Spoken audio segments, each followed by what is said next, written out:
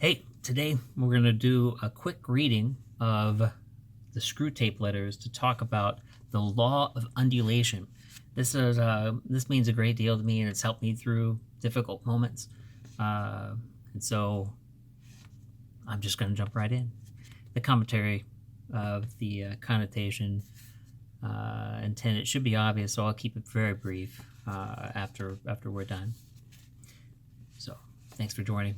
We're reading. Oh yeah. You need context.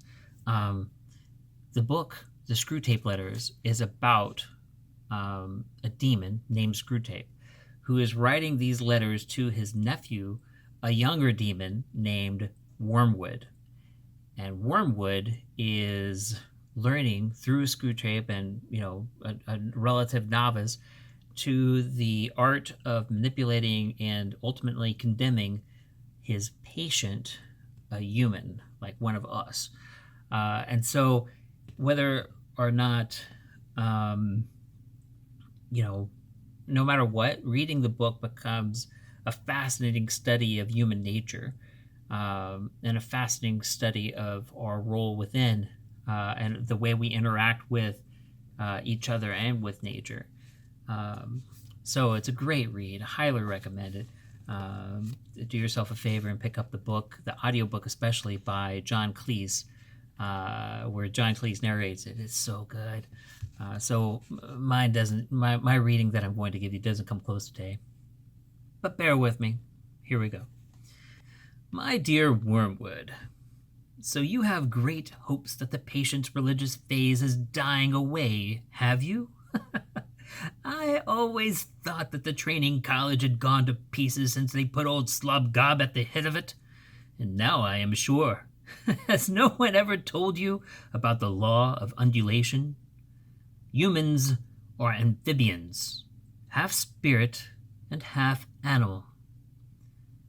The enemy's determination to produce such a revolting hybrid was one of the things that determined our father to withdraw his support from him. As spirits, they belong to the eternal world, but as animals, they inhabit time. This means that while their spirit can be directed to an eternal object, their bodies, passions, and imaginations are in continual change. For to be in time means to change. Their nearest approach to constancy, therefore, is undulation, the repeated return to a level from which they repeatedly fall back, a series of troughs and peaks. If you had watched your patient carefully, you would have seen this undulation in every department of his life. In his interest in work, his affection for his friends, his physical appetites all go up and down. As long as he lives on earth, periods of emotional and bodily richness and liveliness will alternate with periods of numbness and poverty. The dryness and dullness through which your patient is now going are not, as you fondly suppose, your workmanship. They are merely a natural phenomenon which will do us no good unless you make a good use of it. To decide what the best use of it is, you must ask what use the enemy wants to make of it, and then do its opposite. Now, it may surprise you to learn that in his efforts to get permanent possession of a soul, he relies on the troughs even more than on the peaks. Some of his special favorites have gone through longer and deeper troughs than anyone else. The reason is this. To us, a human is primarily food. Our aim is the absorption of its will into ours, the increase of our own area of selfhood at its expense. But the obedience which the enemy demands of men is quite a different thing. One must face the fact that all the talk about his love for men and his service being perfect freedom is not, as one would gladly believe, mere propaganda, but an appalling truth. He really does want to fill the universe with a lot of loathsome little replicas of himself.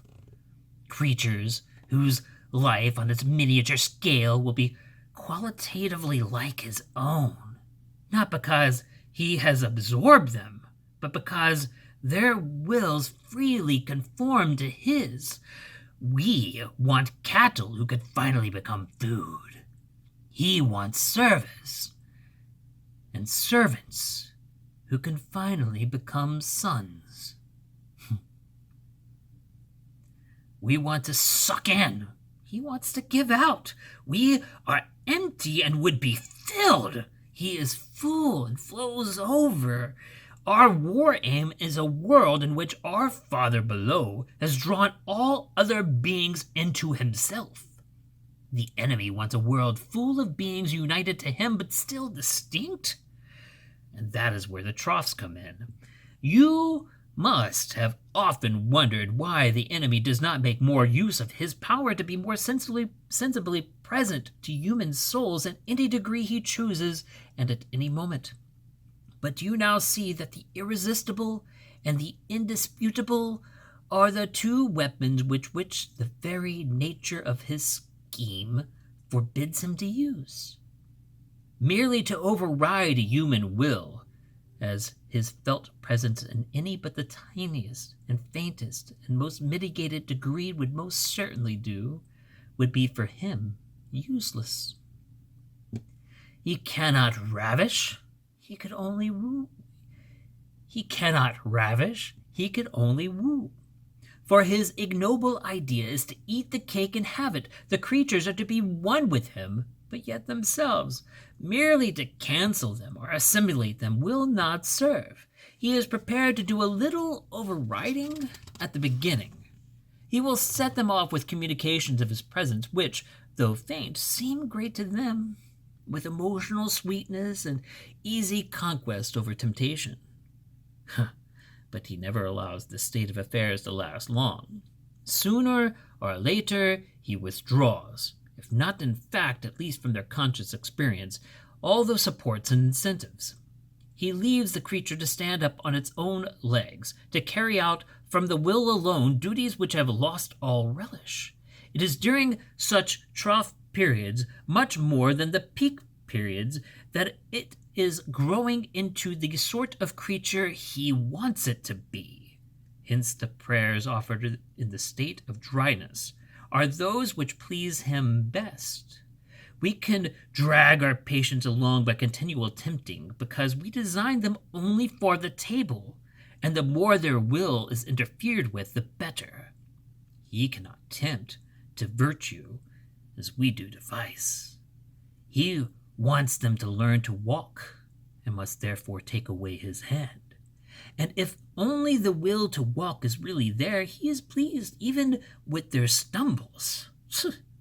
Do not be deceived, Wormwood. Our cause is never more in danger than when a human, no longer desiring but still intending to do our enemy's will, looks round upon a universe from which every trace of him seems to have vanished, and asks why he has been forsaken, and still obeys.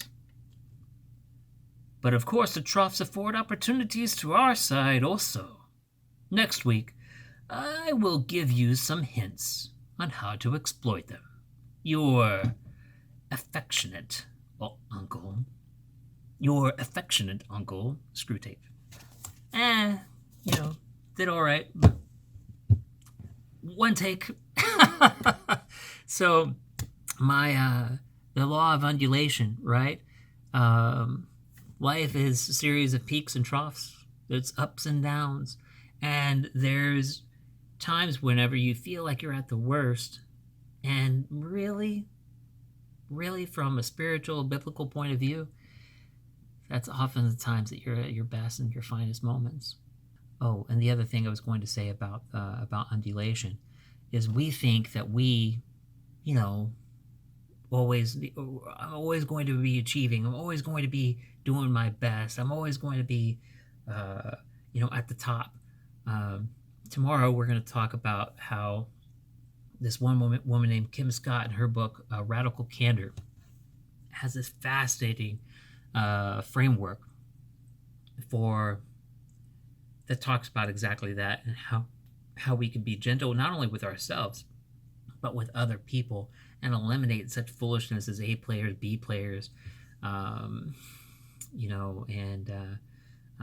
There's a whole bunch of foolishness that we're not supposed to be on 100% at peak capacity or beyond all the time.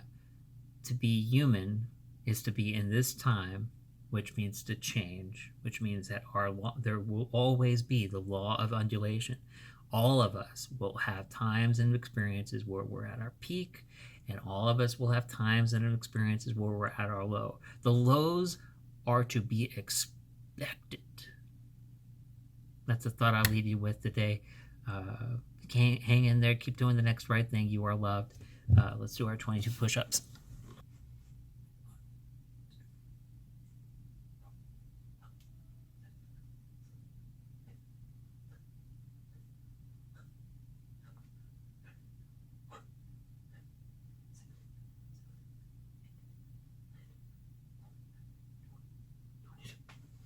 You're loved. Have a great day.